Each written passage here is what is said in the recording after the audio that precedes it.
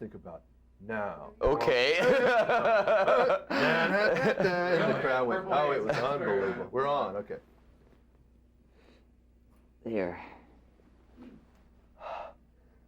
Val, how did you survive the making of this movie? Because really it was as much as a survival as just being an actor with all the things you had to go through. Yeah. Movies usually are about endurance, prayer, drinking that carrot juice. You know, I didn't get seduced into his style of living, but had to and needed to for the role to be as disciplined as he was in these escapades. He was a very disciplined drinker as much as he was disciplined artist. I mean, he was looking for inspiration every second of the day. Meg Ryan said it kind of got to her after a few months a little bit, the darkness and just the well, I too, I'm provoking. She's getting hammered, so that hurts. You know, as much as it hurt to do it, it hurts to be on the. You know, someone calls you nigger for 20 years, you start flinching. Was it hard doing multiple takes of the I same should clarify that because Jim didn't call her a nigger. He called Miami and a lot of other. No, but you know, the fabric of their relationship had a lot to do with love and hate. As you've had a little time to, you know, soak all this Jim Morrison stuff in, I mean, what are you left with? What was he? Well, the things that I find valuable are similar to what I just said, the energy and how challenging he was about his exploration. I've concluded things in my personal life that I was forced to confront, and that's a great value out of that period and about this character. You know, any flack or concern about glorifying a drunk doesn't do that, in my opinion, or drugs. But the arena isn't even about what you put in your body. It's about what you're trying to see and how you go about doing that, and that shouldn't be taken lightly. Absurdity has a value. He was a self-destructive man, you feel? Definitely. That he just was pushing the envelope, daring whatever was going to happen to him to happen? Yeah, he truly didn't care if he died the next day.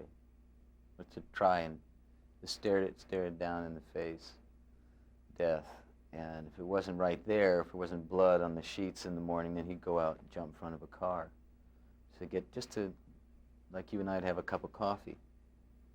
He'd walk a ledge of a building. It is a little hard to understand, isn't it? It's hard to believe how real and how true it was, but he really did that. His alcoholic intake was legendary, but and greater than that was his appetite for life. It's an easy thing to see, you know, like in the 60s, the footage of cops bashing people over the head or students acting strangely, the legitimacy of the cause. It's easy to overstep that, you know, by flash.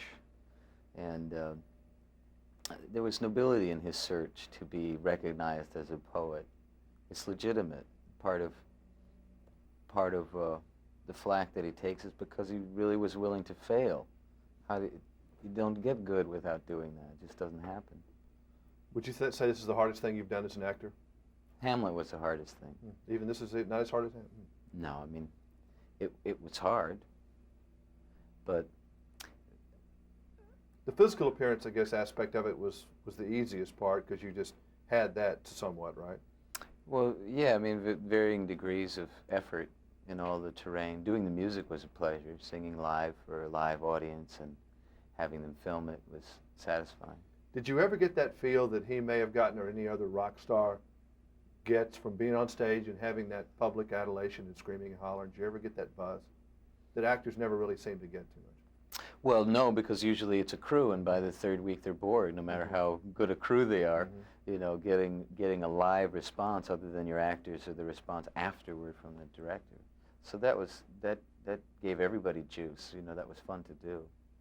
But I've acted a lot in theater, so I know what it's like to be in front of people and to be involved in the dynamics of that, you know, energy.